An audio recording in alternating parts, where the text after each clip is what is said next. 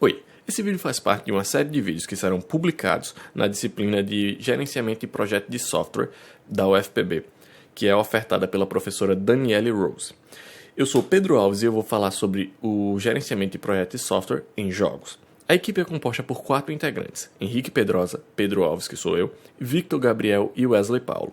A apresentação será feita apenas por mim, mas todos os integrantes auxiliaram de alguma forma nessa apresentação. De início aqui a gente vai ter o índice, mostrando o que é que vai aparecer durante a apresentação. Teremos a introdução, o gerenciamento de projeto de software em pequenos projetos, que eu vou abreviar para GPS, para ficar mais fácil.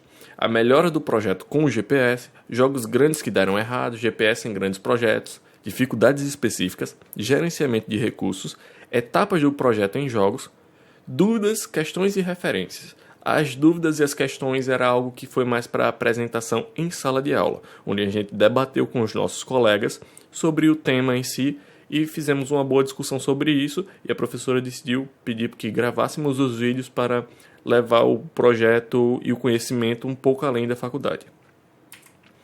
Aqui a gente começa com a introdução sobre os jogos, que é um mercado que vem crescendo cada vez mais, e aqui a gente tem um pouco de dados sobre ele.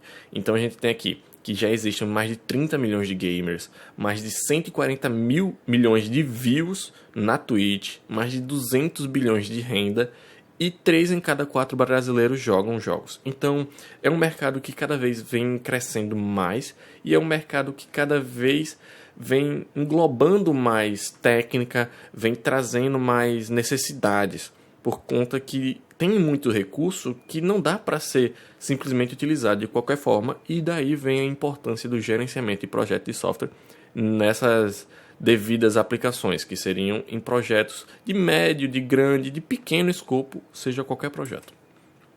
A gente vai começar aqui falando do GPS em pequenos projetos, e aqui a gente tem 2 exemplos: Gladson Galaga Game e Hawkgun Slinger.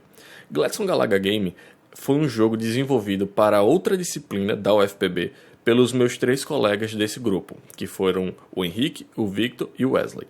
Eles fizeram esse jogo para a disciplina de engenharia de software. E eles, como é que eu posso falar? Eles tiveram um prazo bom, determinado pelo professor, de cerca de 1 mês e meio. E no final de tudo, acabou que eles deixaram para a última hora e fizeram o jogo inteiro em 3 dias. Então, o que é que a gente pode retirar dessa experiência deles? Que um prazo de 1 mês e meio era um prazo muito grande.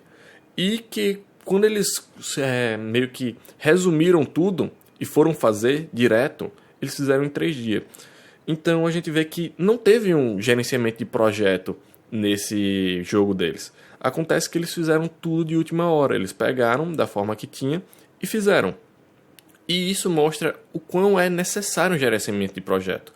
Por conta que, se eles tinham 1 mês e meio e fizeram tudo isso em 3 dias, obviamente eles tiveram a carga de trabalho muito maior nesses 3 dias, algo muito mais denso. Então eles poderiam ter dividido essa dificuldade inteira em 1 semana, talvez 2, e ainda sobraria tempo de acordo mediante o prazo que o professor tinha dado.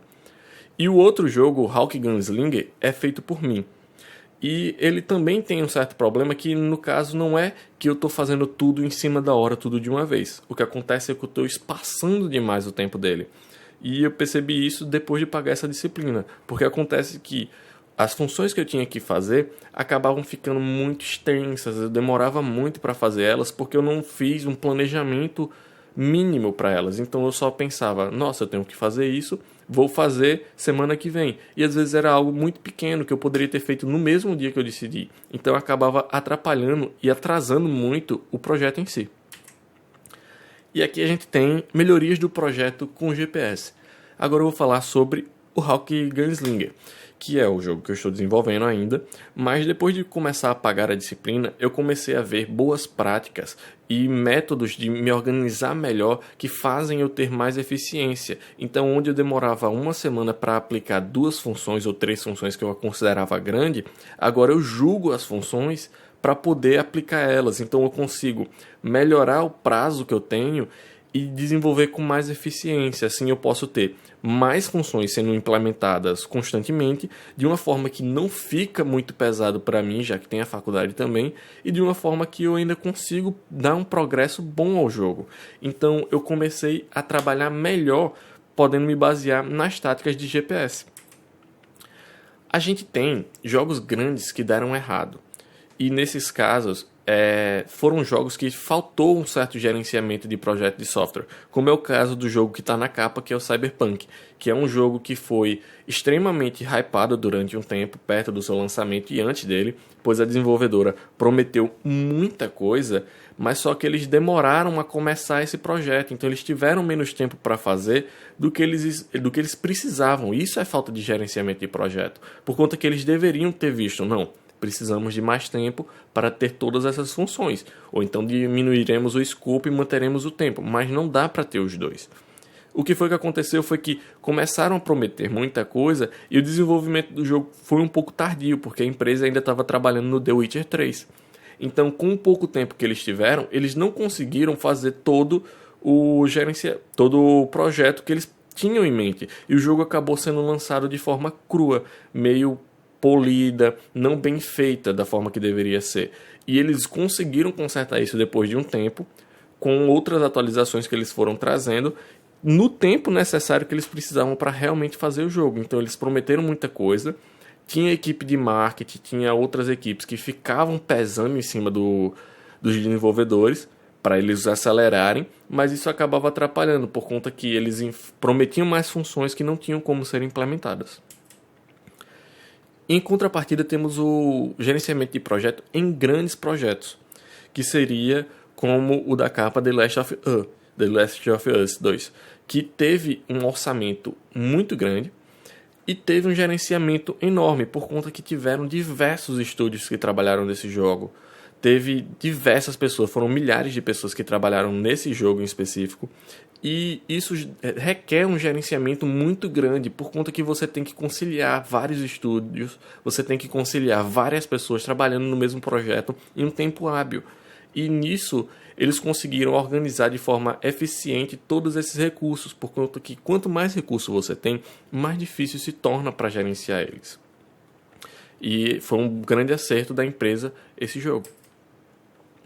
Então a gente vai falar agora um pouco sobre as dificuldades específicas do gerenciamento de projeto de software nos jogos, que seria a criatividade, o prazo, o custo, porque assim, o jogo ele é um mercado que ele traz um pouco de todos os outros. Então a gente tem no jogo música, a gente tem audiovisual, a gente tem a programação, a gente tem a mecânica, a criatividade. São várias coisas que vão sendo englobadas, porque nisso você vai precisar de artistas, você vai precisar de programadores, você vai precisar de músicos, você vai precisar de testadores, você vai precisar de equipe de marketing, de criatividade, de uma pessoa que vá ser o game design. Então são várias pessoas com perfis diferentes, de áreas diferentes, que precisam ser unidas para fazer o jogo. Então a gente tem equipes extremamente multidisciplinares. E a necessidade de testes do jogo é maior e é mais difícil de testar, porque não dá para fazer o teste automático como a gente está acostumado em vários softwares. A gente precisa realmente de uma pessoa lá testando de formas diferentes e com muita criatividade, onde ele vai tentar entrar por um cano que não deveria poder, ou tentar sair na borda do mapa, ou qualquer outra coisa. E além de tudo isso, ainda tem a mudança de escopo frequente, por conta que o jogo pode estar tomando um caminho, mas aí a galera vai testar e vê que não está divertido. E isso traz uma mudança de escopo repentina, por conta que se o jogo não está divertido, não adianta insistir e continuar tentando em cima daquilo, se não vai trazer um benefício. Então a gente precisa desse gerenciamento de recursos, onde a gente vai ter que organizar cada vez mais dinheiro, cada vez mais pessoas, de disciplinas diferentes, de áreas diferentes, e organizar tudo isso para que elas consigam trabalhar de forma concisa. Então a gente tem algumas etapas para isso. A gente tem a concepção, a pré-produção, a produção e a pós-produção, que seria a concepção do jogo em si, onde a gente vai imaginar as coisas, vai pensar de que forma fazer. A gente tem a pré-produção, que é quando a gente já começa a preparar as coisas para a produção. Então é nessa hora que vai ter as concept arts, é nessas horas que a gente vai ter protótipos de como vai ser a jogabilidade, de mecânica e de todo o resto. A gente tem a parte da produção, que é o momento que realmente começa a ser desenvolvido o jogo, e a gente tem a parte de pós-produção, que envolve o marketing, não que ele não já esteja na produção, que as empresas costumam anunciar enquanto elas estão produzindo, mas ele é mais forte na pós-produção. A gente tem a parte de testes também, que é quando a gente vai testar cada vez mais o jogo. Tem a parte de alfa, beta, que é quando a gente começa a liberar o jogo para um público mais fechado e vai abrindo ele para ir testando outras coisas com diversas pessoas, até chegar no momento que vai ser lançado o jogo definitivo. E bom, a ideia daqui era essa. Se você tiver alguma dúvida, você pode colocar nos comentários, que a gente vai se esforçar para poder responder elas. E eu agradeço a todos a atenção.